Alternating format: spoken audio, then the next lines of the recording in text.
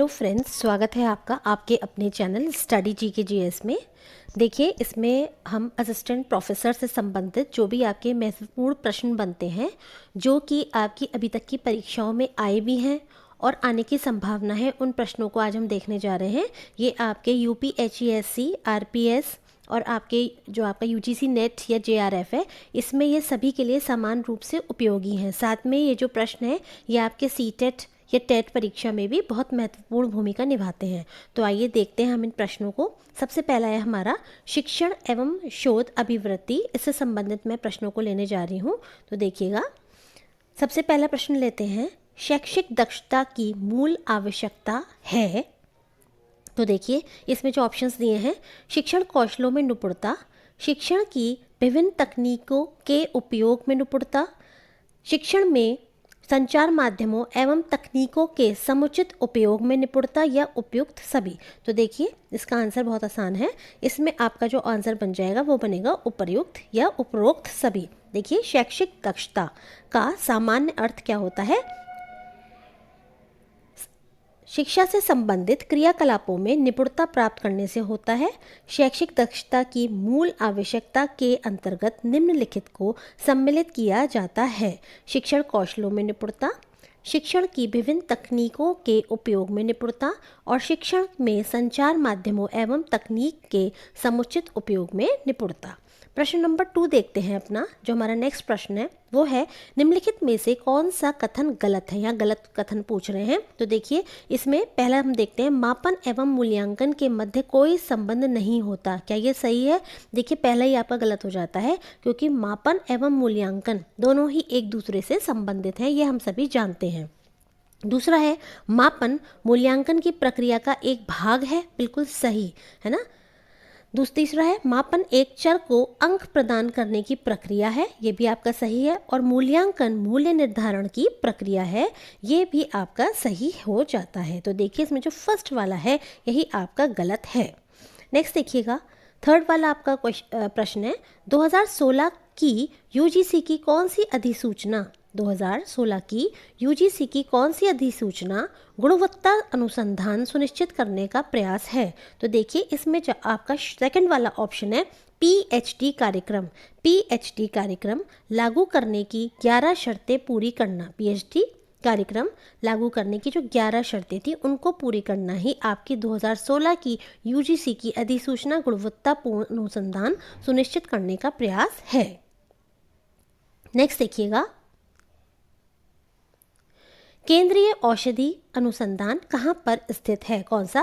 केंद्रीय औषधि अनुसंधान जो है आपका, ये कहाँ पर स्थित है? तो इसे हम देख लेते हैं। ये हमारा स्थित है कहाँ पर? केंद्रीय औषधि अनुसंधान, ये हमारा लखनऊ में स्थित है। तो देखिए, फिर मुंबई, नई दिल्ली और वाराणसी में क्या क्या है, फटाफट देखते हैं हम। केंद्रीय औषधि अनुसंधान संस्थान ये आपका लखनऊ में है। भारतीय भूचुंबकीय संस्थान ये आपका मुंबई में है। डीजल लोकोमोटिव वर्क्स ये आपका वाराणसी में है। और अखिल भारतीय कृषि संस्थान ये आपका कहाँ पर है? ये आपका नई दिल्ली में है। तो आप देख सकते हैं, जो ये अनुसंधान संस्थान होते हैं, इससे संबंधित भी जो आपके प्रश्न है वो यदा कदा आपको एग्जाम में देखने को मिल जाते हैं। ठीक है, आगे देखिएगा, पैडागॉगी किससे जुड़ा हुआ है? तो देखिए, पैडागॉगी जो है वो हमारा जुड़ा हुआ है किससे? पठन पाठन शिक्षण कार्य से पैडागॉगी जुड़ा हुआ है।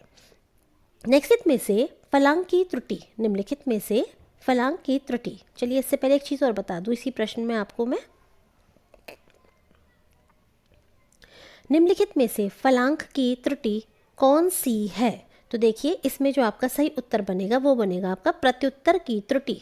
प्रत्युत्तर की त्रुटि, ठीक है। फलांक की त्रुटि प्रत्युत्तर की त्रुटि है, क्योंकि इसके द्वारा ही सर्वेक्षण, शैक्षणिक मुद्दे आदि का निराकरण किया जाता है। ठीक है। और देखिए, आप देखिएगा, ये प्रश्न आप देख सकते हैं, यूपीएचईएससी असिस्टेंट प्रोफेसर 2014 में 11/1/15 की सेकंड शिफ्ट में आया था। तो यहाँ पर जो मैं क्वेश्चंस लाई हूँ वो सारे वो प्रश्न हैं जिनकी आने की संभावना है या जो ऑलरेडी आ चुके हैं। ये परीक्षा की दृष्टि से काफ़ी इंपॉर्टेंट प्रश्न है। आगे देखिएगा, नेक्स्ट देखते हैं, निम्नलिखित कथनों को पढ़िए। इसमें मैं डायरेक्ट आपको सही उत्तर बताती हूँ, क्योंकि यदि मैं इतना पढ़ूंगी तो इसमें काफ़ी ज़्यादा समय खराब हो जाएगा। तो देखिए, करेक्ट ऑप्शन बनेगा वो आपका बनेगा कौन कौन सा, ए और डी। ए और डी का मतलब है, देखिए इसे हम पढ़ लेते हैं थोड़ा सा। शिक्षण पर प्रभावशीलता शिक्षक के विषय के समझने पर निर्भर करती है। क्या आप इससे सहमत हैं? बिल्कुल सही है। दूसरा पढ़ लीजिए, शिक्षण की प्रभावशीलता शिक्षक के व्यक्तित्व पर निर्भर करती है। ऐसा नहीं है, ज़रूरी नहीं है कि अगर कोई टीचर गुड लुकिंग है या स्मार्ट है तो वो अच्छा ही पढ़ाएगा, ऐसा बिल्कुल नहीं है।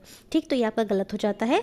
तीसरा है, शिक्षण की प्रभावशीलता शिक्षक की लिखावट पर निर्भर करती है। क्या ये उत्तर आपका सही है आपके हिसाब से? तो देखिए, ये भी आपका सही नहीं है। ऐसा नहीं है कि अगर कोई गुड राइटर है या कोई किसी की राइटिंग बहुत अच्छी है तो वो अच्छा टीचर ही होगा।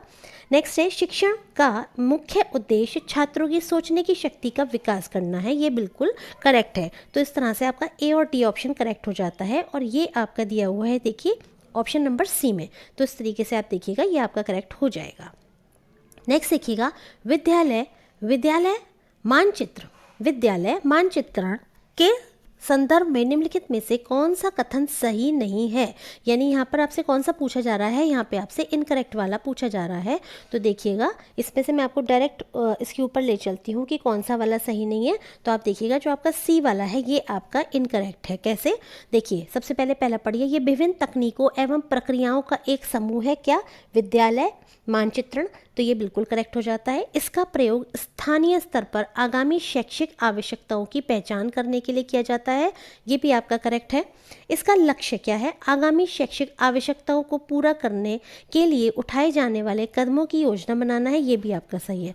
तो फिर आपका इनकरेक्ट है कैसे? इसका अर्थ सिर्फ एक बड़े मानचित्र पर वर्तमान विद्यालय का स्थान निरूपित करना है। नहीं, ये बिल्कुल गलत है। ये कोई आपकी लोकेशन थोड़ी ना बता रहा है मानचित्र पे कि आपका स्कूल कहाँ पर है या आपका विद्यालय कहाँ पर है, बल्कि ये जो है आपका, इस तकनीक से क्या होता है कि इसका प्रयोग स्थानीय स्तर पर हम आगामी शैक्षिक आवश्यकताओं की पहचान के लिए करते हैं, और इसका जो लक्ष्य होता है वो आने वाली जितनी भी आपकी शैक्षिक आवश्यकताएं हैं उनको पूरा करने के लिए हम इसका प्रयोग करते हैं। किसका? विद्यालय मानचित्रण का। नेक्स्ट देखिएगा, अब आप देख सकते हैं ये जो आपका प्रश्न है ये आपका आरपीएससी असिस्टेंट प्रोफेसर 2018 की फर्स्ट शिफ्ट में आ चुका है। ठीक है, नेक्स्ट देखिए, स्थानीय स्तर पर विद्यालय मानचित्र तैयार करने के लिए विभिन्न कार्यों का सही क्रम कौन सा है? स्थानीय स्तर पर विद्यालय मानचित्र तैयार करने के लिए विभिन्न कार्यों का सही क्रम कौन सा है? तो आपका जो इसमें पहला उत्तर है वो आपका सही है। इसमें आपका क्या क्या आएगा? देखिए, निदान, प्रक्षेपण और प्रस्ताव, है ना। यानी कि स्थानीय स्तर पर विद्यालय मानचित्रण तैयार करने के लिए विभिन्न कार्यों का सही क्रम आपका क्या होगा? सबसे पहले आपका निदान आएगा, फिर प्रक्षेपण आएगा, फिर आपका प्रस्ताव आएगा। विद्यालय मानचित्रण एक ऐसा प्रस्तुतिकरण होता है जिसके माध्यम से नक्शे को 2 बार देखने से उस स्कूल की सभी शैक्षणिक स्थिति की जानकारी मिलती है।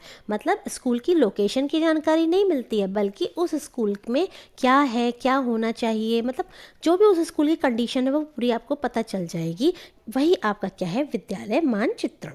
नेक्स्ट देखिएगा, निम्नलिखित में से राष्ट्रीय माध्यमिक शिक्षा अभियान का उद्देश्य क्या नहीं है? इसमें पूछ रहे हैं नहीं वाला। ठीक है, कौन सा नहीं है? तो देखिए, इसमें से जो है वो देख लेते हैं। लैंगिक दूरियों को कम करना, बिल्कुल करेक्ट। आर्थिक एवं निर्योग्यता बाधाओं को दूर करना, ये भी आपका सही है। सन 2020 तक माध्यमिक स्तर की शिक्षा में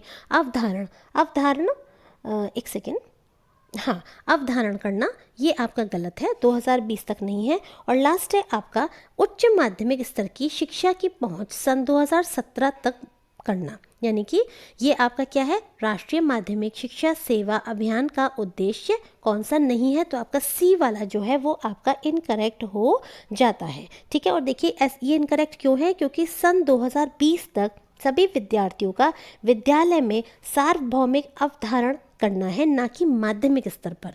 ठीक है, माध्यमिक स्तर पर नहीं है 2020 तक, बल्कि क्या है कि सभी विद्यार्थियों का विद्यालय में सार्वभौमिक अवधारण करना है। ठीक है, नेक्स्ट चलते हैं अपने प्रश्न नंबर 18 पर।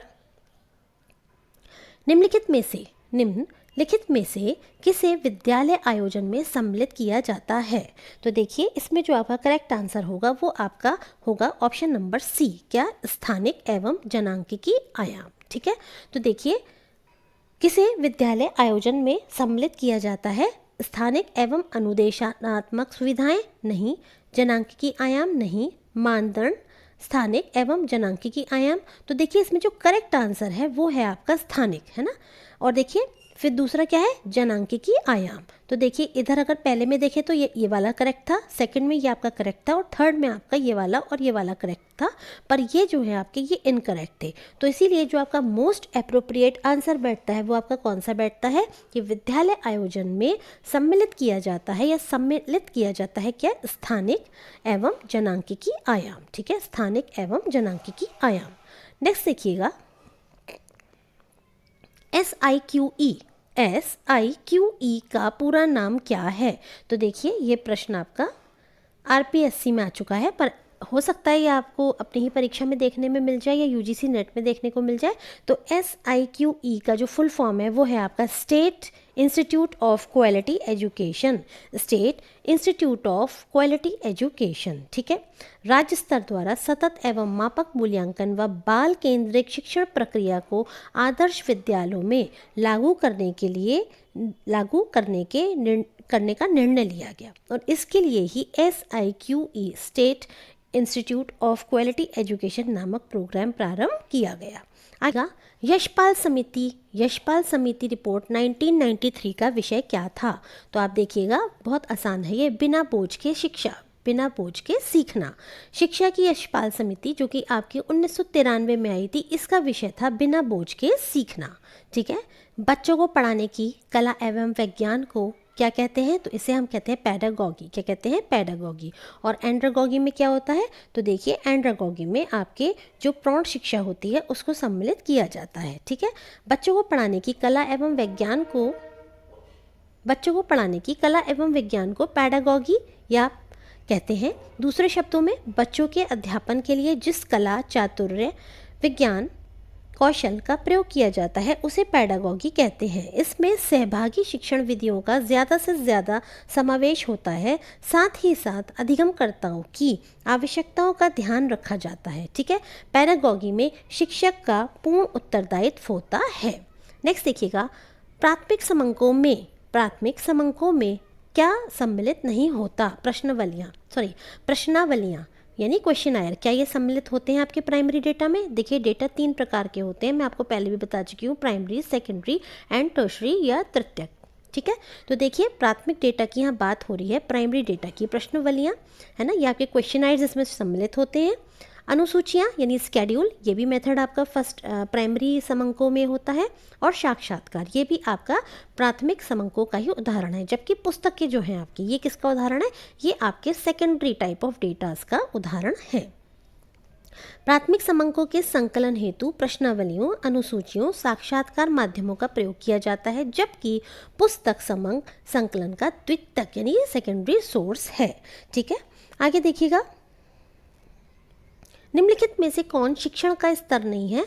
ये प्रश्न आपका इस तरीके का देखिए आ भी चुका है परीक्षा में, और अभी भी ये समान रूप से उपयोगी या महत्वपूर्ण है।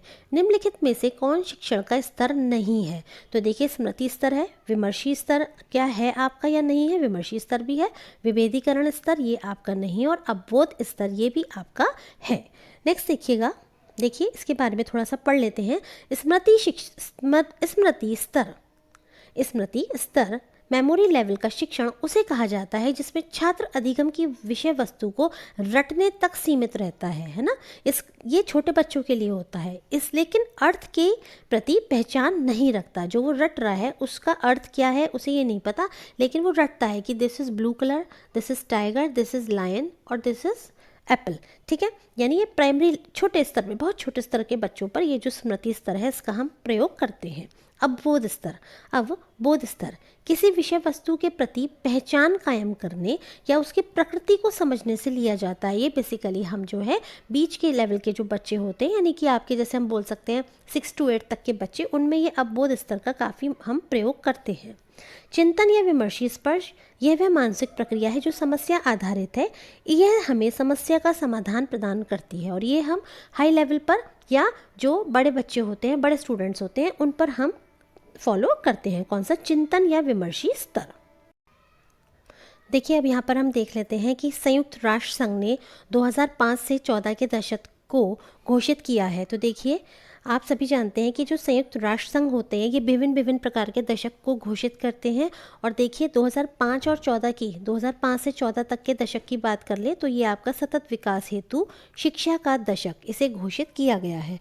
अब देखिए इसके अलावा कौन कौन से हैं तो ये देख लेते हैं। देखिए 2021 से 30 तक का ये जो आपका दशक है ये क्या घोषित किया है, ये आपका सतत विकास के लिए महासागर विज्ञान दशक, कौन सा, सतत विकास के लिए महासागर विज्ञान दशक, इसको किया गया है घोषित। ठीक है, इसके अलावा आप देखिएगा 2011 से 20 तक का जो आपका दशक था वो आपका जैव विविधता पर दशक था। और आपका इसी के साथ 2021 से 30 तक का आपका जो ये दशक है ये पारिस्थितिकी तंत्र पुनरुद्धार दशक के रूप में भी घोषित किया गया है। किसके द्वारा, तो ये आपका संयुक्त राष्ट्र के द्वारा घोषित किया गया है। ठीक है, तो इसका मतलब वर्तमान में आप देखिए 2021 से 2030 वाला जो दशक है वो आपका चल रहा है। ठीक है, नेक्स्ट देखिएगा, और ये किससे संबंधित है, ये आपका सतत विकास से खास करके संबंधित है। चलिए आगे चलते हैं।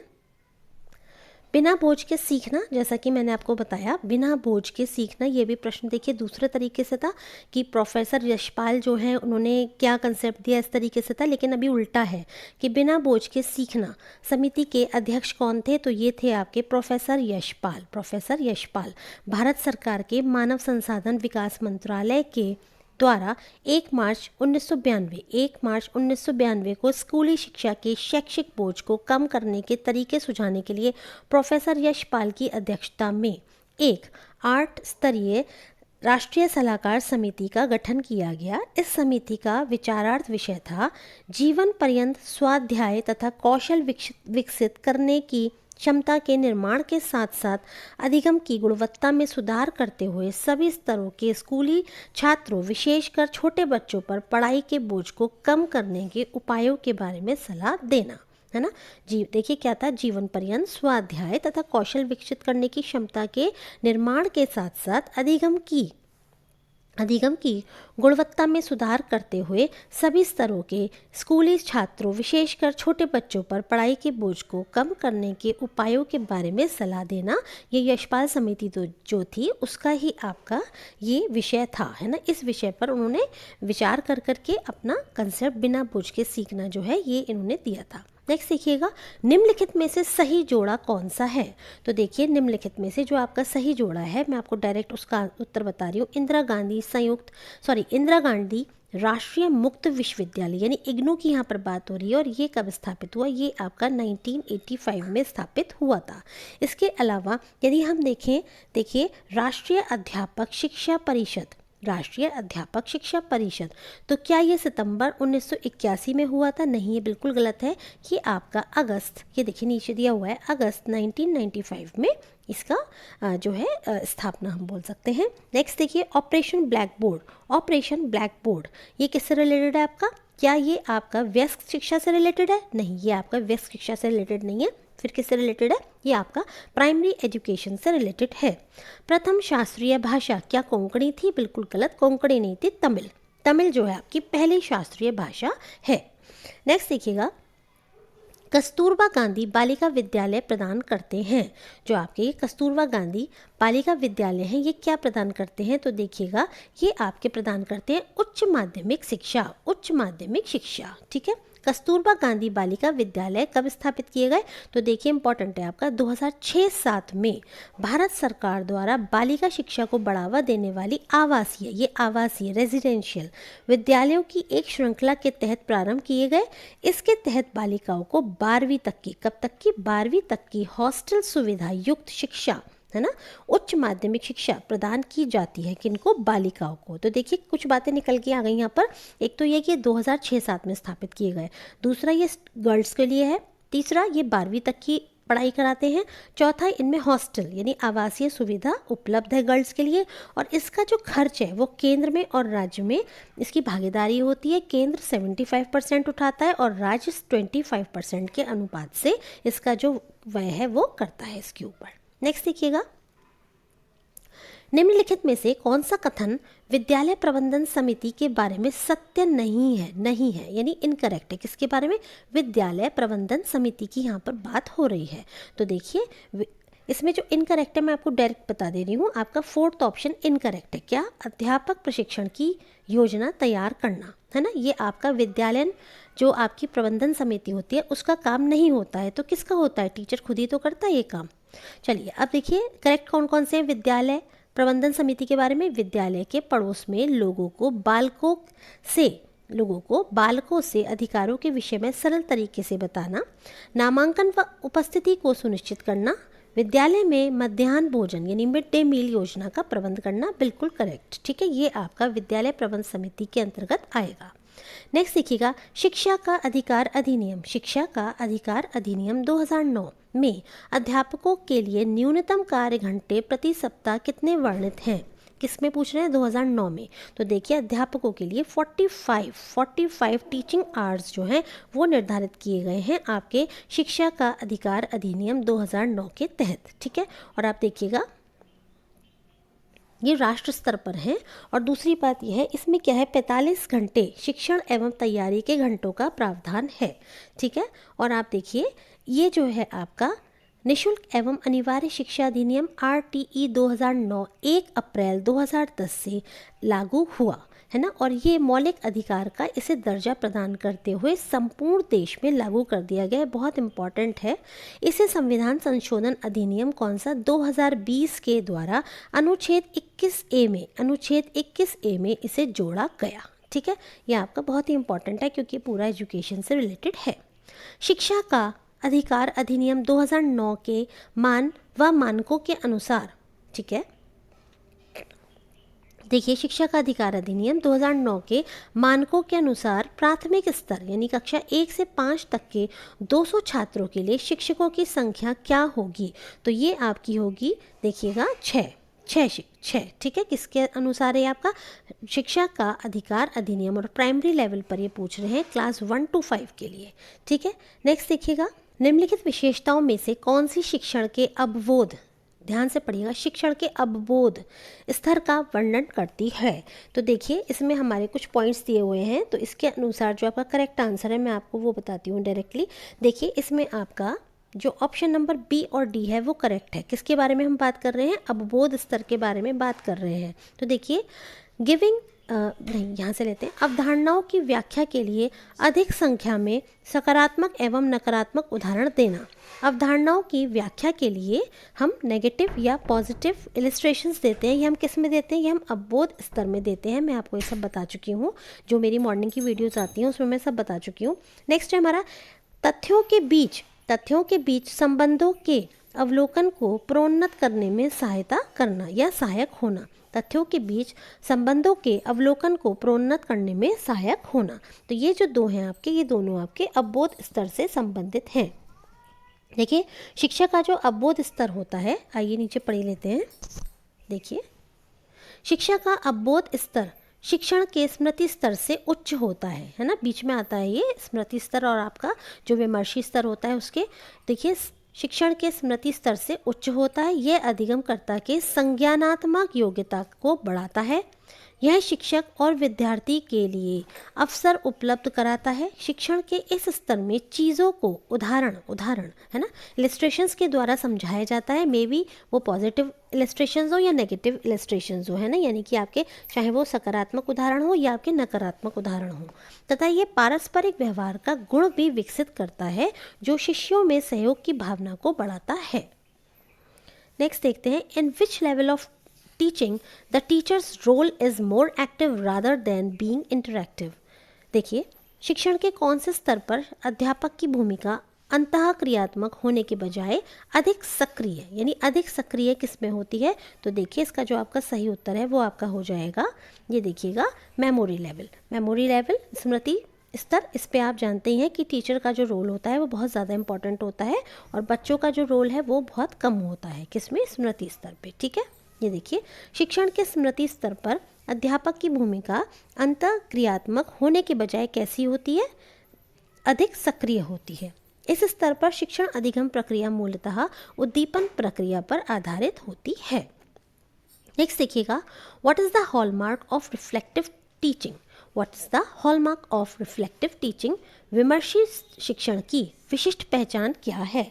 तो इसका जो आपका सही उत्तर है वो आपका बनेगा option number A, clear, organised and well structured content, means स्पष्ट, संगठित और सुसंरचित विषय वस्तु। ये आपकी किसका है, रिफ्लेक्टिव टीचिंग जो है उसकी खास पहचान होती है।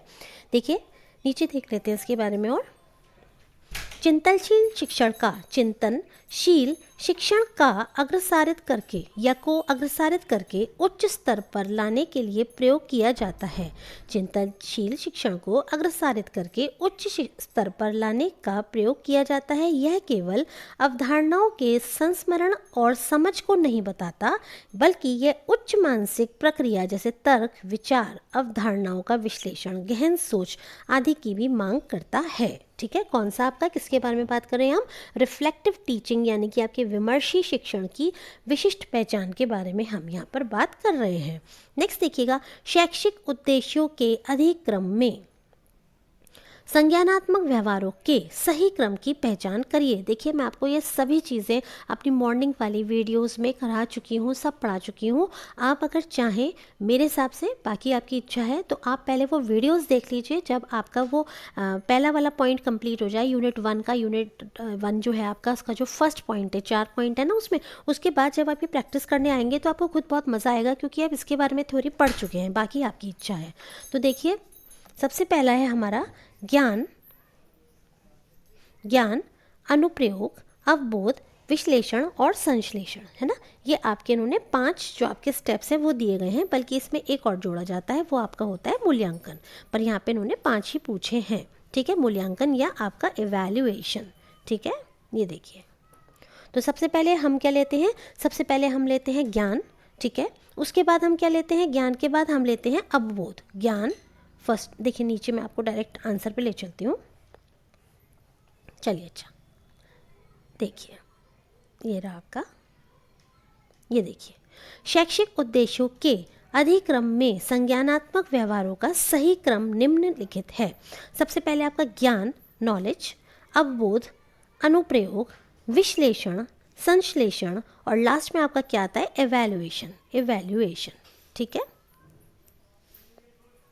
चलिए तो देखिए, ज्ञान यह आपका निम्नतर स्तर हो गया और उच्चतम कौन सा हो गया, आपका इवैल्यूएशन हो गया।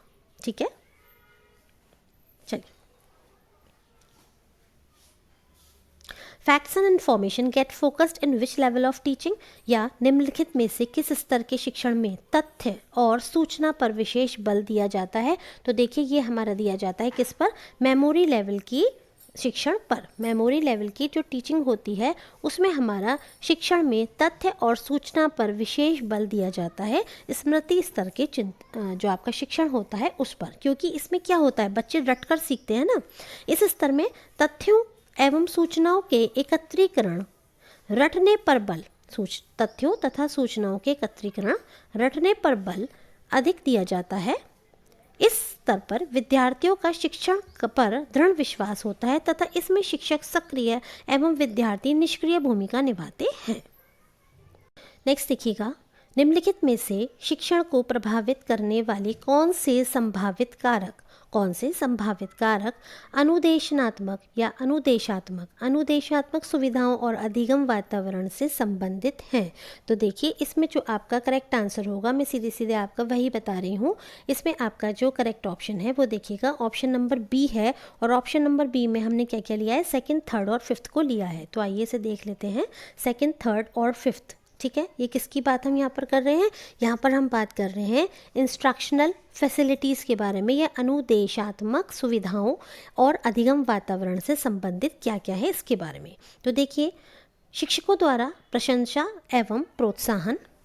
दूसरा है आपका उपयोग हेतु पाठ्यपुस्तकों, पाठ्य सामग्रियों की अनुपलब्धता, ये आपका सही हो जाता है ना, अनुपलब्धता की क्योंकि बात हो रही है ना। और इसमें क्या कह रहे हैं कि निम्नलिखित में से शिक्षण को प्रभावित करने वाले कौन से संभावित कारक अनुदेशात्मक सुविधाओं और अधिगम वातावरण से संबंधित हैं। तो देखिए, अधिगम वातावरण से और आपके अनुदेशात्मक सुविधाओं से कौन कौन से संबंधित हैं। तो इसमें आपका उपयोग हेतु पाठ्य पुस्तकों पाठ्य सामग्रियों की अनुपलब्धता।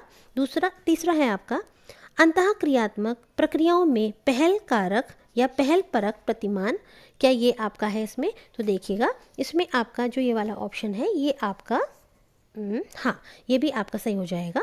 नेक्स्ट है आपका उच्च योग्य शिक्षकों की कमी। फिर है आपका स्मार्ट क्लासेस की उपलब्धता। तो देखिए इसमें आपका जो सेकंड वाला है और जो थर्ड वाला है और साथ में आपका जो फिफ्थ वाला है ये आपके करेक्ट हैं, है ना? ठीक है, और ये वाले जो दोनों ऑप्शंस हैं ये आपके नहीं आएंगे। ठीक है, नेक्स्ट देखिएगा।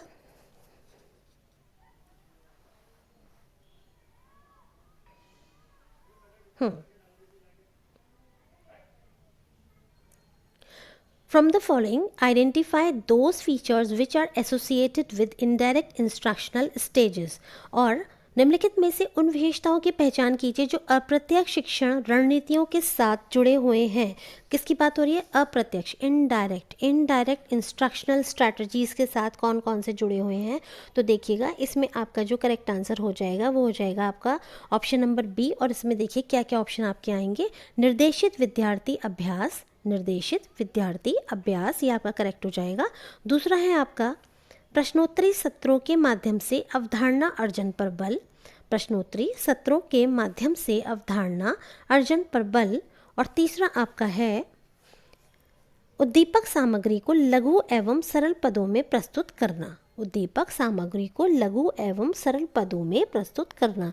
ये आपका सब क्या है? इनडायरेक्ट इंस्ट्रक्शनल स्ट्रैटेजीज के उदाहरण हैं। देखिए मैं आपको एक चीज़ बताना चाहूँगी कि जो आपका ये पेपर बनते हैं असिस्टेंट प्रोफेसर के, इनमें काफ़ी हद तक संभावना रहती है कि जो आपका यूजीसी के द्वारा नेट या जेआरएफ आदि की परीक्षाओं में पूछा गया है वही क्वेश्चंस आपको काफ़ी इसमें देखने को मिल जाएंगे। ठीक है, और देखिए पहले काफ़ी इजी लेवल के क्वेश्चंस आते थे कि पैडागॉजी क्या है ना, लेकिन अभी वो चीज़ें नहीं वर्क करेंगी। अभी क्या है, थोड़ा सा परीक्षा का स्तर भी, कंपटीशन बढ़ रहा है, परीक्षा का स्तर भी बढ़ रहा है, तो हमें भी अपना थोड़ा स्तर बढ़ाना पड़ेगा। और देखिए ये तो आपका टॉपिक से संबंधित ही क्वेश्चंस है जो इसमें दिए गए हैं। तो देखिए इसका जो उत्तर आपका है 1, 2 और 3 ये तीनों ही आपके करेक्ट हो जाते हैं। नेक्स्ट प्रश्न देखिएगा, शिक्षण में किस स्तर में संरचना, निर्देशन और विद्यार्थियों के व्यवहार का निकट से पर्यवेक्षण करने की गतिविधियों की प्रबलता होती है। देखिए ध्यान से वर्ड को आपको पकड़ना है। निकट से पर्यवेक्षण आप कौन से स्तर पे करेंगे? स्मृति स्तर पे ही तो करेंगे। तो इसमें क्या होता है, इस स्तर में संरचना, निर्देशन और विद्यार्थियों के व्यवहार का निकट से पर्यवेक्षण कौन करता है? टीचर करता है। किस लेवल पर? स्मृति स्तर पर। ठीक है, नेक्स्ट देखिए हमारा जो अब नेक्स्ट प्रश्न आ जाता है वो है हमारा स्मृति स्तर के शिक्षण में निम्नलिखित में से किस पर बल दिया जाता है। ठीक है, स्मृति स्तर जो आपके छोटे बच्चों के लिए जो मेथड है आपका मेमोरी लेवल, इसमें आपके किन चीज़ों पर बल दिया जाता है। तो आप देख सकते हैं स्मृति स्तर पर किस पर बल दिया जाता है। तो सबसे पहला जो आपका है वो आपका कौन सा है? आप देखिएगा स्मृति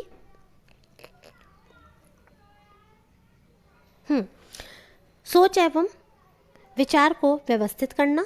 क्या आपका ये सही है? बिल्कुल सही है, सोच एवं विचार को व्यवस्थित करना। दूसरा है आपका तथ्यों के मध्य संबंध देखना। नहीं, संबंध हम कहाँ देखते हैं? ये तो हम अबोध स्तर पर देखते हैं ना संबंध, तो ये आपका गलत हो जाता है। द्रुत प्रत्यास्मरण में सहायता हेतु व्यवस्थित प्रस्तुतियों पर, बिल्कुल करेक्ट है ना। नेक्स्ट है आपका समीक्षात्मक चिंतन पर, समीक्षा करते हैं, जो चिंतन है वो सिखाया जाता है या वो बच्चों से कराया जाता है? बिल्कुल नहीं, ये तो हाई लेवल पर आ गया आपका। तथ्यों को सही क्रम में लगाने की निपुणता, क्या ये आपका सही है? बिल्कुल सही है ना। ए के बाद बी, बी के बाद सी, सी के बाद डी, है ना। एक विशेषता की दूसरी विशेषता में पृथकीकरण, क्या ये होता है? नहीं, ये भी नहीं होता है। ये भी आपका छोटे बच्चों के लिए बिल्कुल भी कारगर नहीं है। तो आपका जो ये है आपका ए और आपका सी और आपका ई, ये आपके करेक्ट ऑप्शन हो जाएंगे। तो इस हिसाब से आप देख सकते हैं ए, सी और ई आपका बी ऑप्शन में दिया गया है। आइए चेक कर लेते हैं एक बार। हाँ देखिए बिल्कुल करेक्ट है, बी है ना। नेक्स्ट देखिएगा, इसके बारे में यदि आप थोड़ा सा पढ़ना चाहें तो मैं बता देती हूँ। देखिए शिक्षण के स्मृति स्तर के प्रमुख प्रस्तावक कौन थे? देखिए हमने पढ़ा है हर्बर्ट, पढ़ा है ना हमने हर्बर्ट, तो देखिए जॉन फ्रेडरिक हर्बर्ट, है ना। स्मृति स्तर, मेमोरी लेवल की बात हो रही है। यह शिक्षण अधिगम प्रक्रिया का पहला चरण होता है, हम सभी जानते हैं। यह तथ्यों को रटने और अभ्यास करने के लिए प्रेरित करता है। इस स्तर के शिक्षण में सूझबूझ का अभाव होता है। क्या ये सही है? बिल्कुल सही बात है। बच्चों की अपने विचारों की, छोटे बच्चे होते हैं, इतनी ज़्यादा उनमें सूझबूझ विकसित करने का इसका लक्ष्य नहीं होता है। और इस स्तर पर अभिप्रेरणा का स्तर भी न्यूनतम होता है। ठीक है, अभिप्रेरणा यानी कि मोटिवेशन का जो स्तर होता है वो भी कैसा होता है? न्यूनतम होता है बच्चों में। ठीक है, नेक्स्ट देखिएगा, किस स्तर पर निम्नतर स्तर के अधिगम परिणामों पर ध्यान केंद्रित किया जाता है ना। ये भी आपका फिर से मेमोरी लेवल का ही क्वेश्चन आ जाता है। आप देखिए किस स्तर पर निम्नतर स्तर के अधिगम परिणामों पर ध्यान केंद्रित किया जाता है। निम्नतर पूछा ना, तो लोअर लेवल तो आपका स्मृति लेवल ही होता है ना। देखिए प्रश्न पढ़ते वक्त थोड़ा सा वर्ड्स को पकड़िएगा तो आपको आराम से उत्तर मिल जाएगा। ठीक है, कक्षा शिक्षण में स्मृति स्तर में निम्नतर स्तर के अधिगम परिणामों पर ध्यान केंद्रित किया जाता है। शिक्षण का मुख्य उद्देश्य अधिगम होता है। एक शिक्षक विषय वस्तु को निम्नलिखित 3 स्तरों के माध्यम से छात्रों तक पहुंचाता है। कौन कौन से स्तर हैं वो? देखिए स्मृति स्तर, अवबोध स्तर और चिंतन स्तर। ये देखिए आप इसका ट्राइंगल देख सकते हैं, है ना। ये ट्राइंगल बनाया हुआ है आपका, इसमें ऊपर आपका चिंतन स्तर है, नीचे आपका अवबोध स्तर है, और सबसे नीचे जो निम्नतर स्तर है वो आपका कौन सा है? स्मृति या आपका मेमोरी लेवल है। ठीक है, आगे देखिएगा, स्मृति स्तर के बारे में और आवश्यक महत्वपूर्ण जानकारियां जो है उन्हें देख लेते हैं। शिक्षण के स्मृति स्तर के प्रमुख प्रस्तावक हर्बर्ट थे, अभी मैंने आपको ऊपर भी बताया था। यह शिक्षण अधिगम प्रक्रिया का पहला चरण है, बिल्कुल करेक्ट। जब बच्चा पढ़ना शुरू करता है सबसे पहले स्मृति स्तर से ही उसकी शुरुआत होती है। यह तथ्यों के रटने और अभ्यास करने के लिए प्रेरित करता है। इस प्रकार स्मृति स्तर के शिक्षण में सूझबूझ का अभाव होता है, बिल्कुल करेक्ट। इस स्तर के शिक्षण में अभिप्रेरणा का स्तर कैसा होता है? न्यूनतम होता है, बिल्कुल लो लेवल होता है। किसका? अभिप्रेरणा का स्तर। ठीक है, नेक्स्ट देखिएगा, information get focused in which level of teaching, facts and information. शिक्षण में तथ्य और सूचनाओं पर विशेष बल किसमें दिया जाता है? स्मृति शिक्षण या स्मृति स्तर पर दिया जाता है ना। आगे देखिएगा, इसमें तथ्यों एवं सूचनाओं के एकत्रीकरण, रटने पर बल, है ना, इन सब पर ज़्यादा जोर दिया जाता है। और नेक्स्ट आप देखिए, लिखित में से किस शिक्षण स्तर में अधिगमकर्ता की अवधारणाओं के सकारात्मक दृष्टांतों के बीच विभेद करने का अवसर प्राप्त होता है? देखिए सकारात्मक, जहाँ पॉजिटिव नेगेटिव वर्ड आएगा आप समझ लीजिएगा सीधे सीधे किसकी बात हो रही है। तो ये के अवबोध स्तर की बात हो रही है। किस स्तर की बात हो रही है? ये आपके अवबोध स्तर की बात हो रही है इसके अंदर। अवबोध स्तर स्मृति और दृष्टिकोण को बताता है, जो विद्यार्थियों में तथ्यों, सिद्धांतों, सामान्य स्थितियों को समझने योग्य बनाता है। अतः अधिगमकर्ता यानी जो लर्नर होता है वो अवधारणाओं के सकारात्मक व नकारात्मक दृष्टांतों के बीच विभेद कर पाता है। So this means this is related to your अवबोध स्तर और अंडरस्टैंडिंग लेवल। ठीक, नेक्स्ट देखिएगा, शिक्षण के दौरान किस शिक्षक के वे कथन जो विद्यार्थियों को स्वयं या दूसरों के किसी उत्तर को सविस्तार प्रतिपादन करने के लिए प्रोत्साहित करते हैं? स्वयं के या दूसरों के किसी उत्तर को सविस्तार प्रतिपादन करने के लिए प्रोत्साहित करते हैं, तो ये आपका क्या कहलाता है? ये आपके कहलाते हैं विशेष परीक्षा। इसे क्या कहते हैं? विशेष परीक्षा या प्रोबिंग। ठीक है, इसके बारे में थोड़ा सा देखिए पढ़ते हैं। शिक्षण के दौरान किसी शिक्षक के वे कथन जो विद्यार्थियों को स्वयं या दूसरे के किसी उत्तर को सविस्तार प्रतिपादित करने के लिए प्रोत्साहित करते हैं, सहयोगी व्यवहार के अंतर्गत आते हैं, जिसे हम विशेष परीक्षा द्वारा वर्णित करते हैं। ठीक है, किसके द्वारा? विशेष परीक्षा। देखिए नेक्स्ट देखिएगा, the phrase TL model of teaching implies that. शिक्षण के TL मॉडल की बात हो रही है। इसका अर्थ क्या होता है? तो देखिए इसका अर्थ होता है शिक्षण और अधिगम अभिन्न रूप से संबंधित हैं। शिक्षण और अधिगम ये जो है आपके अभिन्न रूप से संबंधित हैं। अब देखिए शिक्षण के TL मॉडल में प्राय शिक्षण एवं अधिगम अभिन्न रूप से संबंधित होते हैं। यह शिक्षण एवं अधिगम वातावरण शिक्षक विद्यार्थियों के व्यवहार को वर्णन करता है।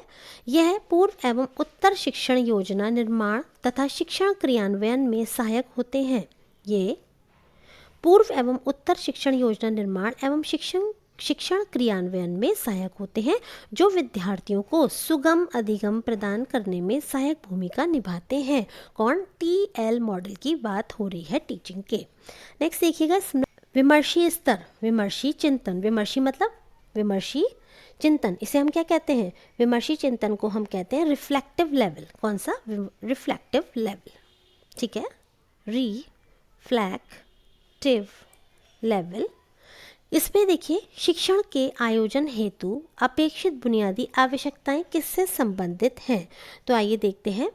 इसमें आपका जो 4 ऑप्शंस दिए गए हैं, उसमें आपका जो करेक्ट आंसर बैठेगा वो आपका बैठेगा, समस्याओं तथा उनके समाधान की प्रक्रिया में छात्रों को अन्वेषण तथा तत्संबंधी व्याख्या में सहायता प्रदान करने से। ये आपका बिल्कुल करेक्ट हो जाता है। शिक्षक द्वारा तथ्यों तथा सूचना की व्यवस्थित तथा अनुक्रमिक प्रस्तुति से, बिल्कुल नहीं। शिक्षक द्वारा, देखिए तो ये छोटे लेवल की बात हो गई है ना, आपकी मेमोरी लेवल की, जबकि हम यहाँ बात कर रहे हैं विमर्शी स्तर यानी कि रिफ्लेक्टिव लेवल की। और देखिए तीसरा क्या है आपका, तीसरा भी पढ़ लीजिए।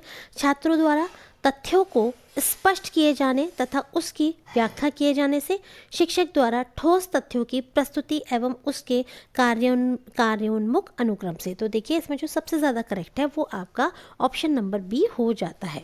विमर्शी स्तर, विमर्शी स्तर शैक्षणिक विचारों में गहरे अध्ययन, चिंतन, मनन के लिए पूर्व अर्पित ज्ञान, तथ्य, सामान्यीकृत निष्कर्षों, विचारों, सिद्धांतों में अपेक्षित परिवर्तन लाए जाते हैं तथा नई सूझबूझ विकसित की जाती है।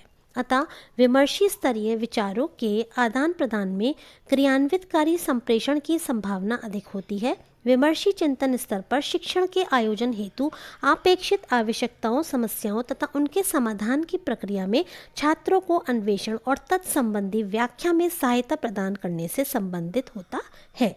ठीक है, देखिए यहाँ पर मैंने 40 क्वेश्चंस करा दिए हैं यहाँ पर, और आगे इसमें अभी भी काफ़ी प्रश्न है, मैं उनको अपनी नेक्स्ट वीडियोज़ में लेकर आऊँगी। पसंद आ रही हो वीडियो तो लाइक कीजिएगा और चैनल को सब्सक्राइब कीजिएगा। धन्यवाद।